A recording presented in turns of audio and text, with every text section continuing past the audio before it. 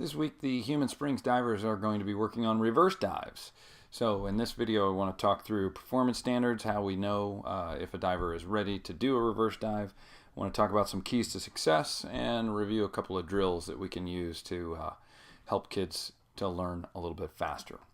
The performance standards are pretty simple. Number one, kids have to be able to do a back dive tuck. They have to be able to do that consistently, and they have to be able to do it with their head still during the takeoff.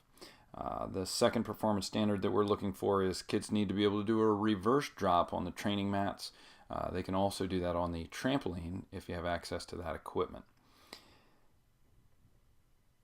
Whenever we teach reverse dives, the first reverse dives that kids do, they're going to do standing. They're going to do from a TY circle. So let's make sure that we're consistent with that. We don't want to introduce the complexity of a hurdle into what is already a fairly risky activity, learning a reverse dive.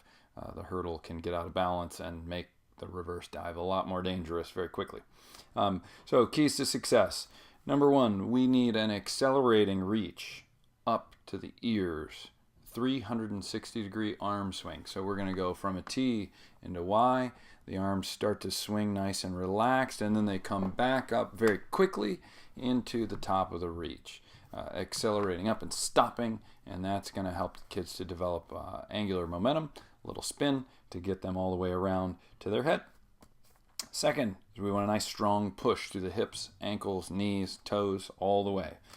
Third, we're going to lift the knees up to the shoulders. A common error for beginners on reverse dives is they drop their hands down as they're pushing off the board, and that really kills the rotation that they're trying to develop. So they've got to reach up, they've got to pick their knees up into the tuck. While they're doing that, they want their eyes on a spot down and in front of them. Typically that's going to be the first lane rope out in front of them or their entry point into the water. And then once they're in the tuck and they start to rotate, they're going to kick their feet up before they look back for the water. So we can break that down into several very easy to remember commands. It's reach up, knees up, kick up, eyes on. So you've got your eyes on the lane rope, you're going to reach your arms up, you're going to pick your knees up to your chest, you're going to kick your feet up, and then you can look back for the water and do the dive. Drills. We want to use the training mats obviously for reverse drops. Hopefully we're not going to work on reverse drops unless we have back drops already. And you can review in the comments. I've put some links for back drops and how to teach back drops if you've forgotten that, or if you need to go back and review those. The reverse drops, we do have videos in the comments of a video of the reverse drop being performed. You may want to hand spot that at first. Make sure you get the hand behind the neck to make sure the kid doesn't over-rotate, get onto their head or their neck. But what you may find is helpful when you have a diver who has already demonstrated consistent, safe reverse drops on the training mat is to move the training mat further away and have the diver jump forward to land on the training mat. Now obviously that's going to leave a gap between the takeoff surface, probably a folded stack mat, and the landing surface, which is the training mat. So you need to be confident that the diver can do this, and as a safety measure, you're going to be standing very close by, and you're going to spot them very closely, and if anything weird happens, you're going to get in there and spot them and support them and make sure they don't land on the floor. But that is a really nice way to build confidence, is to show the diver that they can jump forward as far as they want. It also shows you as a coach that when you ask them to jump further out, that they are able to figure out how to do that and still create rotation. So that's an effective drill for building confidence.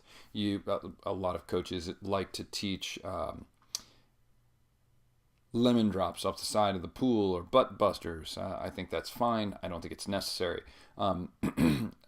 Sometimes we'll teach what I like to call a reverse jump or a tilt jump, which is a standing TY circle jump straight, but they're trying to swing their arms up strong and block so that they tilt their feet out in front of them as a preparatory skill for reverse dive. Again, I think it's a fine drill. I don't think it's necessary. If you do your reverse drops on the mats, you can go right to the end of the board and have the divers do a TY circle, reverse dive, tuck.